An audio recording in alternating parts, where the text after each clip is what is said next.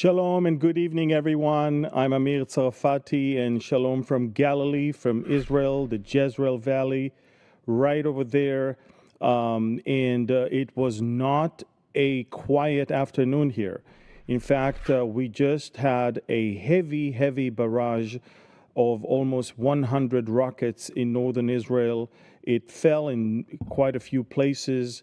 Thankfully, no severe injuries. But if you're asking yourself why, it's because today they mark the Martyrs' Day, the Shaheeds' Day, and they've added quite a lot of martyrs for them over the last year, and so they needed to make it known to the world. But before we dive into this super important update, let's start with a prayer. Father, I thank you so much for being in control. This is a crazy world, and you know everything. Men without you are lost, and men without you are violent, angry, and evil.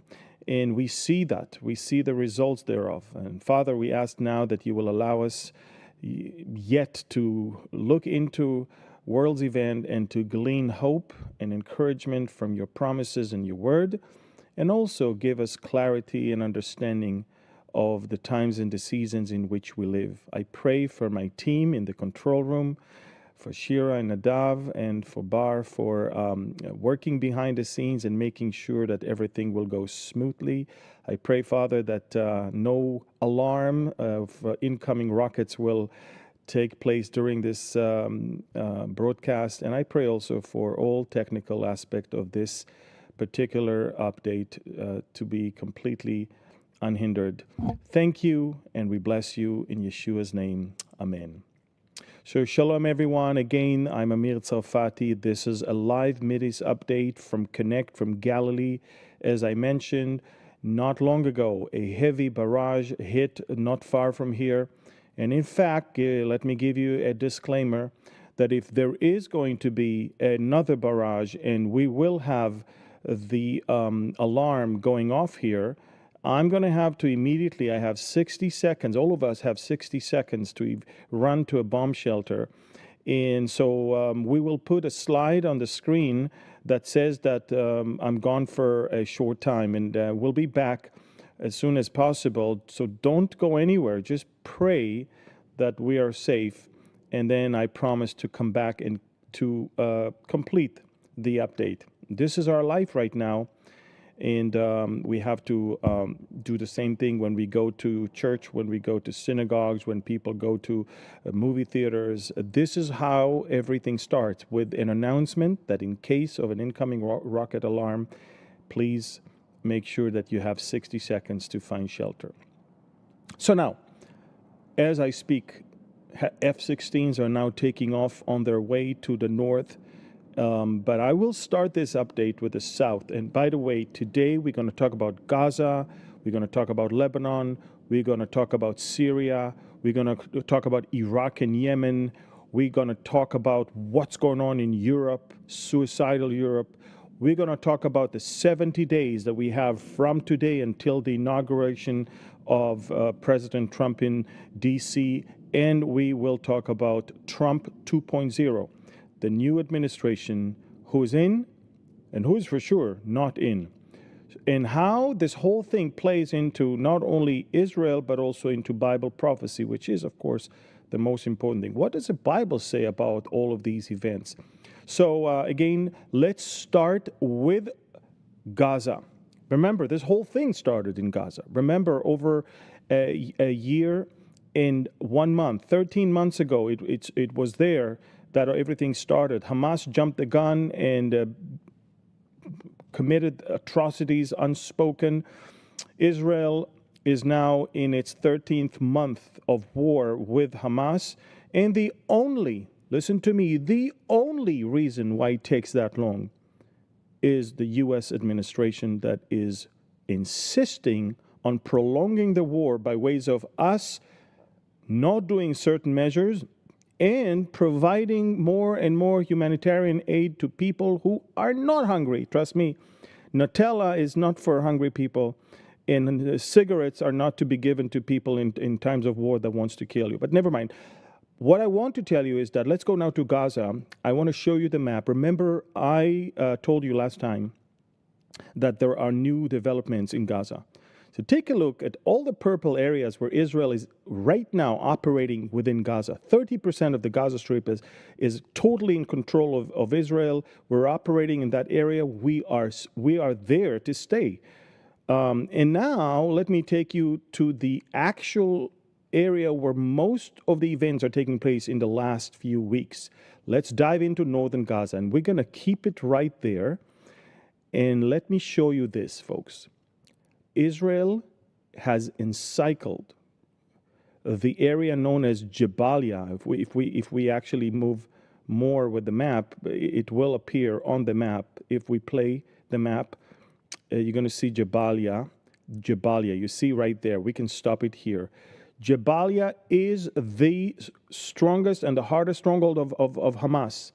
And what we did, we came from the north, we came from the east and the west, and now we created another new corridor from west to east, and we are now surrounding Jabalia from all sides, and we eliminated in the last 3 weeks 1,000 terrorists, and we captured another 1,000 terrorists, and we caused tens of thousands of civilians to move out of ways of harm down towards the light blue area, but all the way down to the humanitarian zone.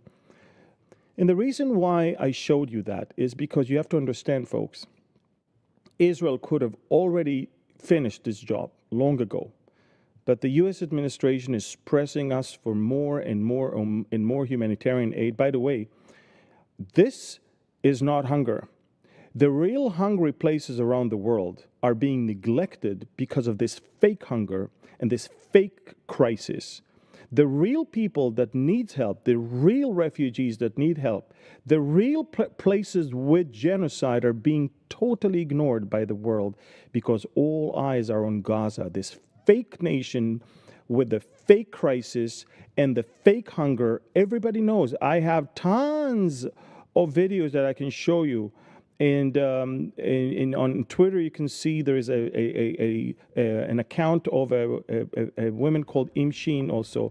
She can show you all of that. Now, what are we doing there? We are still destroying targets in northern Gaza. We are operating strong and forcefully. And in the last 24 hours, we even eliminated the head of the operations of the Islamic Jihad terrorist organization in Gaza. Muhammad Abu Sakil, was eliminated, and he's gone, and he is now one of those shaheeds, the martyrs, that they mark them today all across the terrorist world. So that's as far as Gaza is concerned. As you can clearly see, if I show you once again the full map of Gaza. Let's stay there, the full map of Gaza. Take a look at the purple in the very, very end next to Egypt. Israel blocks all weapons coming from Egypt. Take a look at the purple in the up above the center. Israel is making sure nobody from the south goes to the north, and everybody from the north can go to the south only by ways of going through the verification process. And Israel is controlling the very northernmost part of the Gaza Strip. Eventually, if you ask me, all of northern Gaza Strip, the very tip of that map, is going to be controlled by Israel for many, many years. I believe that we are creating a place where we can verify who is there and that he's not a terrorist. Terrorists will be captured or killed if they fight. But then Israel will may in the future allow people to come back to the Gaza City area only after having been verified that they're not terrorists. So we're making sure that there is a parameter all around Gaza that is clear. We're making sure the terrorists are either captured or killed, and we're making sure that only in the future people will move back to the city of Gaza if they are not members of the terrorist organization Hamas or others. That's as far as Gaza is concerned. There are 4 objectives for the operation in Gaza. One is to eliminate Hamas military capability, and that's the only objective that has already been reached. The other one is to take from Hamas the governmental power, We're not there yet because we are not distributing the humanitarian aid. They do. So they are still in power, but that's soon going to end. Third is to bring the hostages back. Unfortunately, if we're not controlling the government, we're not convincing them that we have the power. So they're not bringing the hostages back. And fourth is bringing back all of the settlements, all of the residents of southern Israel next to Gaza back to their homes. That hasn't happened yet fully. So all of that is going to happen quickly once Israel assumes control of the civilian population, and we will be the governing power there until something else happens. And that's when people will have the courage to come forward and to give us our hostages back, when they understand that there's no more Hamas around to avenge and to kill them for doing so. So it has to happen, and it's not happening because this U.S. administration is keeping Hamas in power by ways of giving them humanitarian aid more than they need. We have dozens of trucks stuck there because there is no way they can have so much. Unbelievable. I'm not even sure if maybe they want Hamas in power. I'm not sure what's going on there, but this is it, folks, and we have to play it very, very carefully because this administration still has 70 days to make our life miserable. And when it comes to Gaza, we might stoop down a little bit and might, do more things to appease this administration until this evil, evil, evil administration will be gone. Now, it's time to move up to Lebanon and give you an understanding of what's going on there, because we're hitting Hezbollah left and right every day all over, and it's just embarrassing to see. Look at this. We're destroying Hezbollah compounds under the ground and above the ground everywhere. This is one of them. Take a look at this one. Boom. A whole village is exploding because everything there had tunnels underneath all the houses with ammunition and weapons. Folks, look at this. Here we are. We find them and we destroy them. One after the other. It's the villages. It's the city of Tyre. It's the city of Sidon. It's the city of Nabatea. It's in Baalbek. Take a look at all of Lebanon. I mean, they're everywhere. It's in the...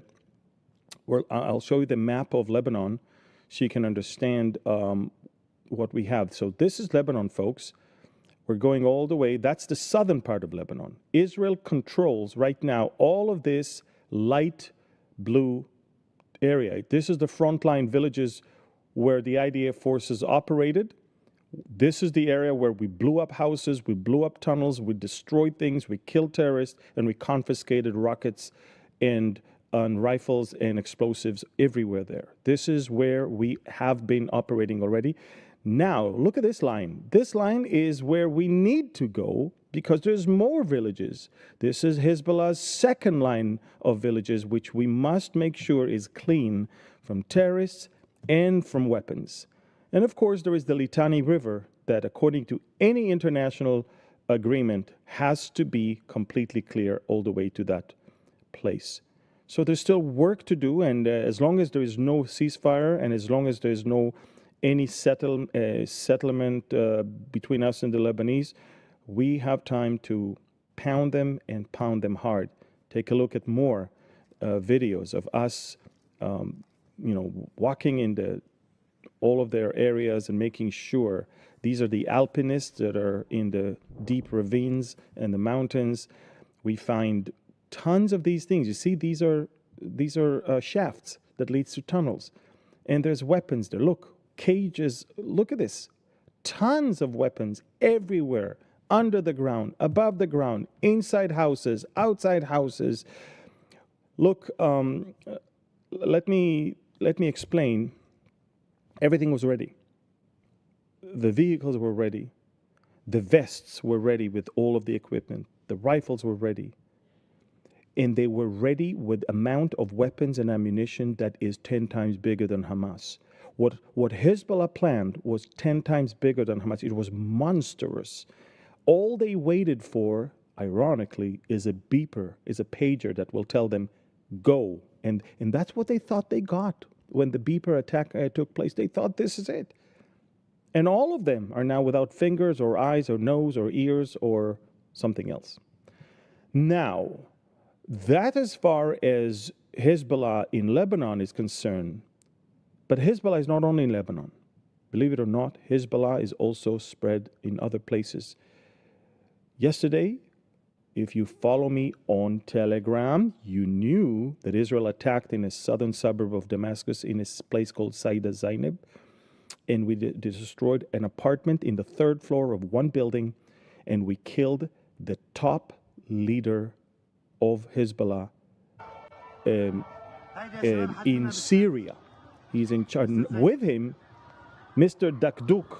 With Mr. Dakduk, we also killed 10 other members of the militia of Iraq, Al-Hashd al-Sha'bi. They came all the way from Iraq to Syria to plot against Israel, actions that will be carried from Syria's territory. So this is Dakduk. One of the, again, he's the leader of Hezbollah in Syria. So Musa al-Dakduk, this is amazing elimination.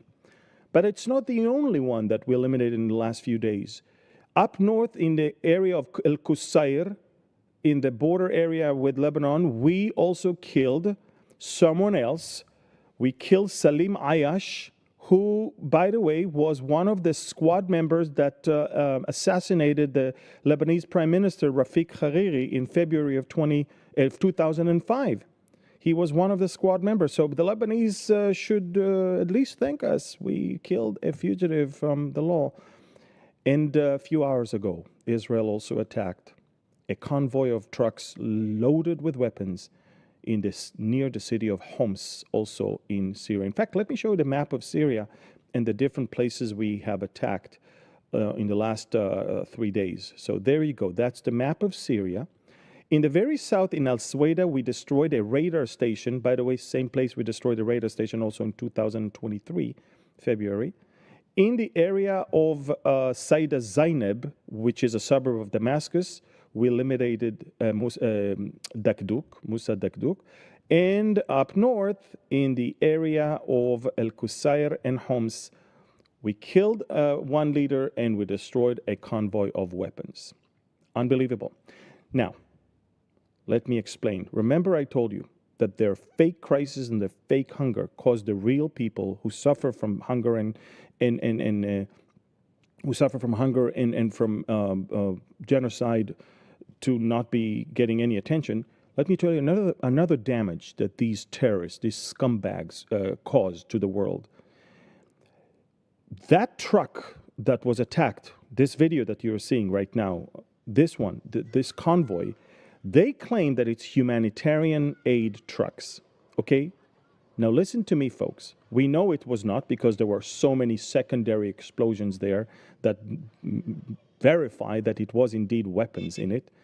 But I want you to understand, when they say humanitarian aid, when they say hospital, when they say schools, when they say clinics, when they say all of these things, for you and I, these are places you should never attack.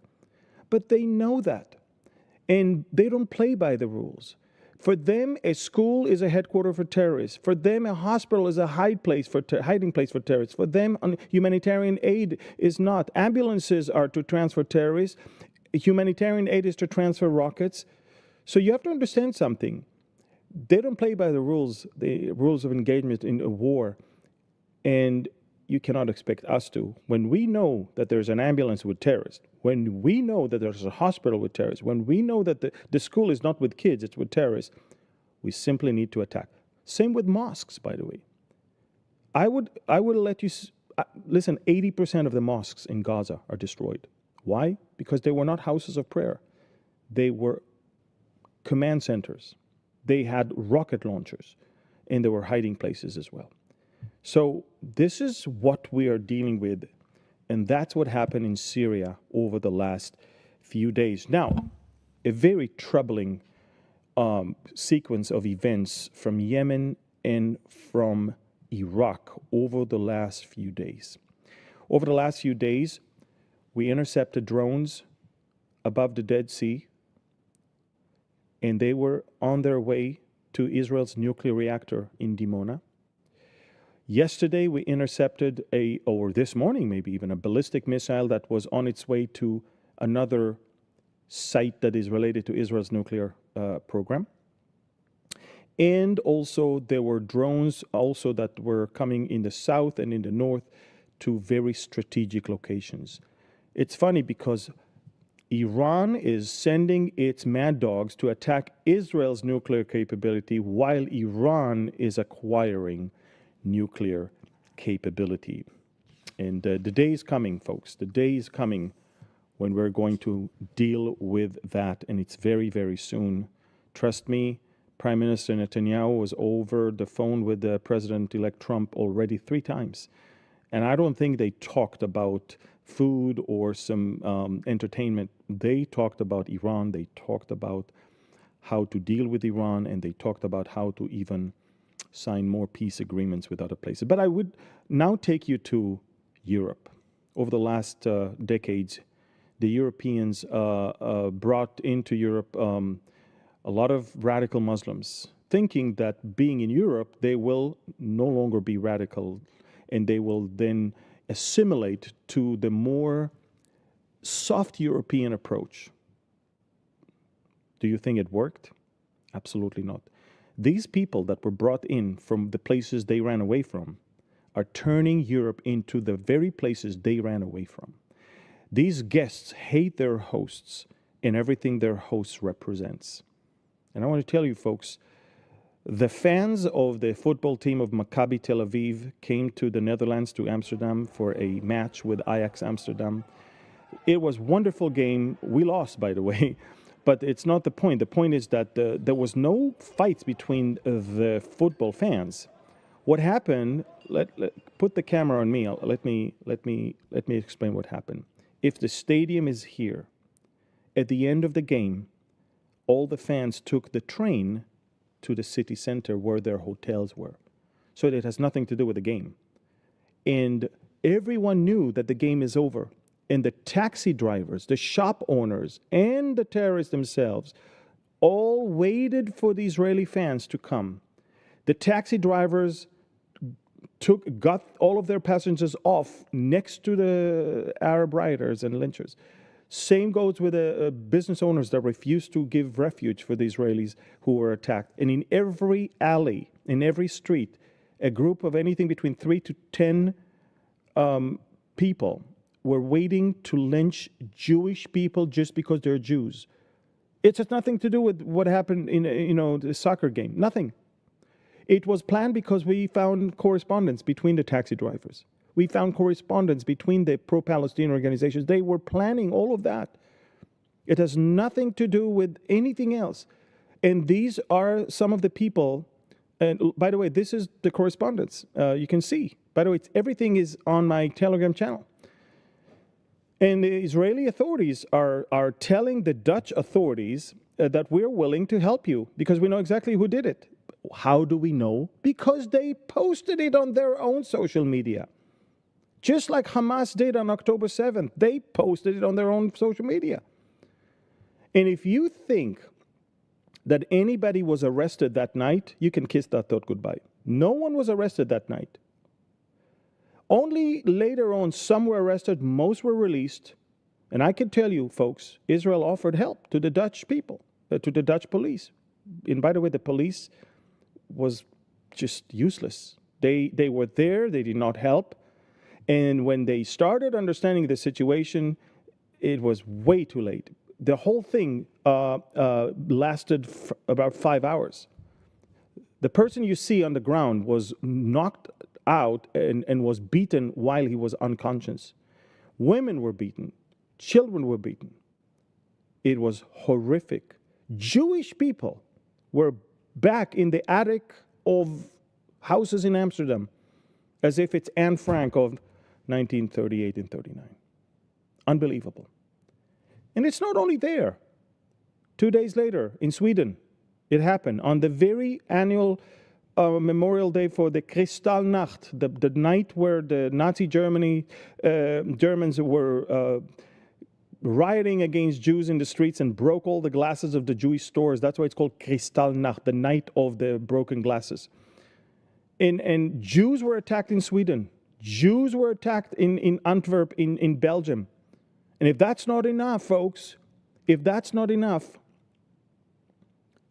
some Twitter accounts were calling for the French to now do their part because there's another football match in France, in Paris. So take a look. She says, French Moroccans, now it's your turn. They are enjoying it. They're calling for another lynch, let me explain now this, folks. It's Jewish hatred. It's not Israeli hatred. It's not football fan. It has nothing to do with football. They hate us because we're Jews. They needed passports to see. They selected who's going to be beaten and who is not. Depends on which passport he holds. And if you are not an Israeli passport holder and you helped the Israelis, you also got beaten. And I have that British guy on Telegram.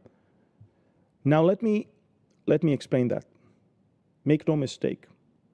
Now it's in Britain, and it's in Germany, and it's in France, and it is in Belgium, and it's in the Netherlands, and it's in Sweden. But make no mistake, and you can record me now and then play it later. They start with the Jews, and they will continue with the Christians. They start with the Saturday people, and they will continue with the Sunday people. And the funny thing of all is that November is the Islamophobia Awareness Month in Europe. And how do they celebrate it? By chasing and beating Jews in Europe. That's how they... the irony died. Unbelievable. That's what we have in Europe right now. Europe is coming to soon to what I call civil war in quite a few places. In fact, that's why in the streets of Tel Aviv, we don't do Free Palestine. That's what we have in the streets of Tel Aviv, Free Europe. Because the Europeans are captured. The Europeans need to be free from this. Unbelievable. And by the way, a lot of Dutch believers wrote me, they said we're ashamed of what we see. Dutch believers offered help, and I was overwhelmed with the amazing support of the Dutch people. But the day after the pogrom, look, again, these scumbags are walking in the streets of Amsterdam trying to hunt for Jewish people. Look at this. Look at these monsters, these animals, how they try to hunt Jewish people everywhere they are, in every place. Unbelievable. And they are being collaborated by the progressive left students that don't even understand what's going on here. It's amazing. It's unbelievable. That's what's going on in Europe right now. And now let's talk about the 70 days from today until the inauguration of President Trump in D.C. A lot of things going to happen, but I'm not going to talk about politics right now. I'm going to talk about Israel. And I'm going to talk about what it means for Israel, because we know that there's already precedent in 2016 when President Trump was elected for the first term, if you remember. It wasn't until January of 2017 that he assumed office. And in December of 2016, Barack Obama pulled the trigger and came against Netanyahu's government because we did not yield to his pressure for Palestinian state. And ladies and gentlemen, he ordered the U.S. ambassador in the UN not to veto an anti-Israeli resolution in the United Nations Security Council. That was a terrible, terrible mistake of someone who was desperate to avenge and revenge and hit back on Israel just because he lost, or just because his party lost the presidency. Now, if you think that the Biden administration is different, kiss that thought goodbye. The Biden administration that gave us an ultimatum that if we're not going to increase the humanitarian aid 5 times of what we have now, They will declare northern Gaza as a place afflicted with hunger, which is not true, but they will, in order for them to justify an anti-Israeli resolution in the United Nations that will be followed by sanctions. Do you hear that? Our best ally wants to impose sanctions on those who fight against terror. That's the humanitarian aid. I mean, they have tons of it. Folks, there's not a single person who's hungry in Gaza. Give me a break. They get Nutella. They get cigarettes. They get stuff like Mentos. Are you kidding me? And that's what I'm trying to say. The real hungry people are being completely neglected because of this fake crisis with fake hunger of a fake nation that the world is trying to push down our throat. And I will also tell you there's a second thing that this administration can do. They already pulled that trick a few weeks ago. They can leak sensitive information. They can always use someone to leak information. They did that about Iran, and thankfully we did what we needed to do. But they can do that. But the third thing, in the middle of a war of existence, in the middle of a 7-front war, they can also withhold weapons from us. And so Israel is now trying to survive these 70 days and appease a brainless administration that did nothing but prolonging the war. And we'll wait until the Trump administration will assume office on January 20th. We can't wait for it to come. You have no idea how much. We wait for it more than ever before because we're in the middle of a war. And our best friend is threatening with leaking information, imposing sanctions, and withholding weapons from us. Unbelievable. Trump 2.0, a new administration, is about to rule in America, and that's a different story.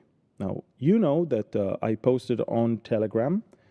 There were rumors, and I know that for a fact, and I'll tell you in a second how. It was more than rumors. On the short list for the Secretary of Defense, I know that Mike Pompeo was there.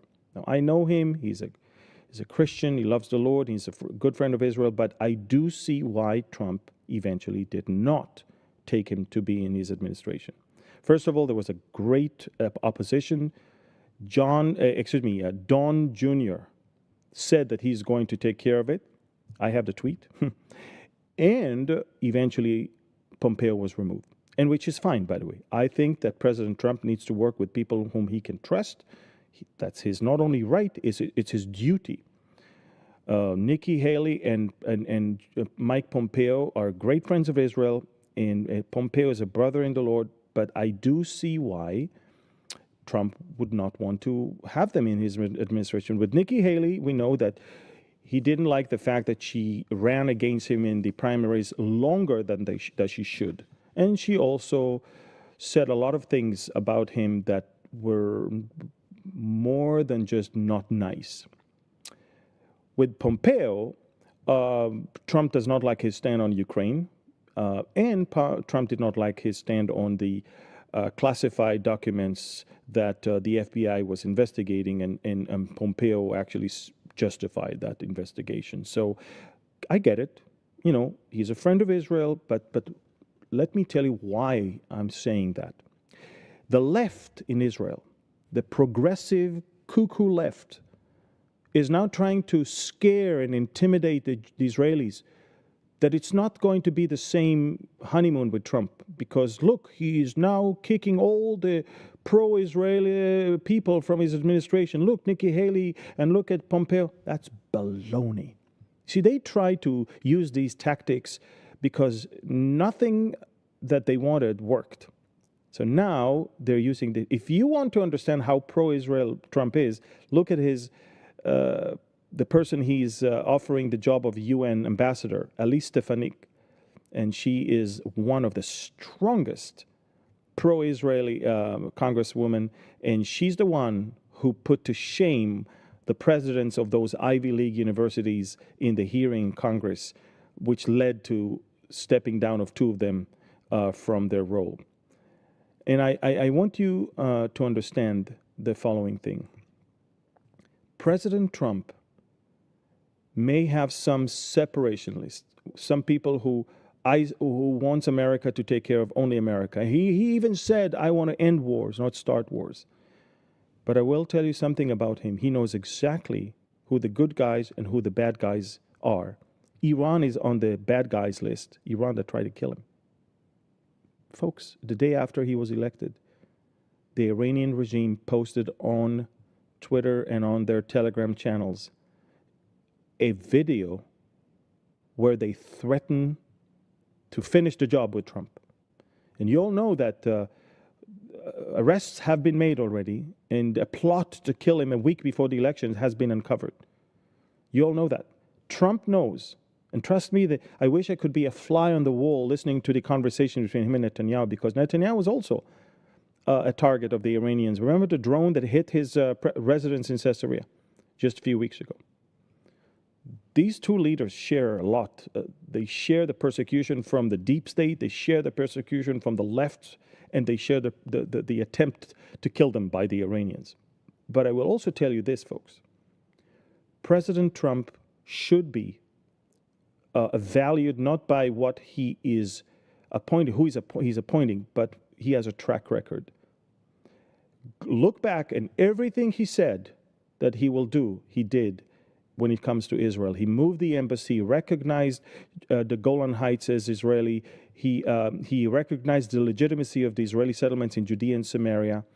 I mean, and of course, he got out of the Iran nuclear deal and killed Qasem Soleimani, the father of the Iranian plot against Israel. So let me make it very clear.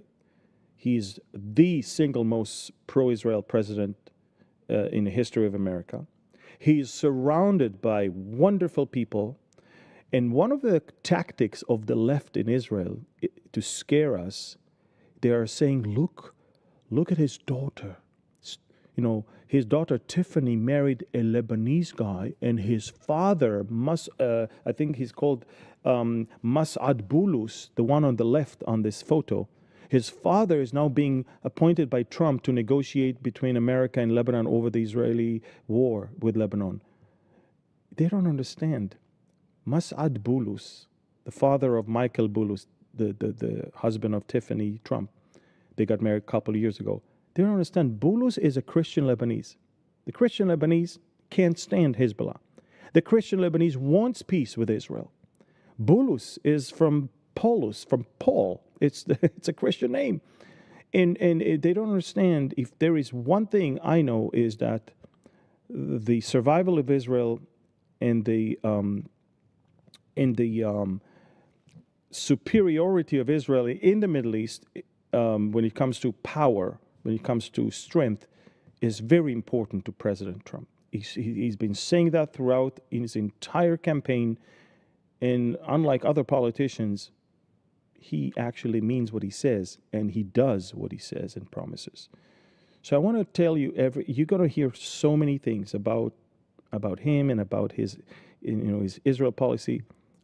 Yes, he may be someone who is against the involvement of America in other places, but it's not that he's going to withhold weapons from Israel. If anything, he will give us everything we need to finish the job quicker. That's what he said. Finish with it, because you need to finish with it. And I will only conclude with this.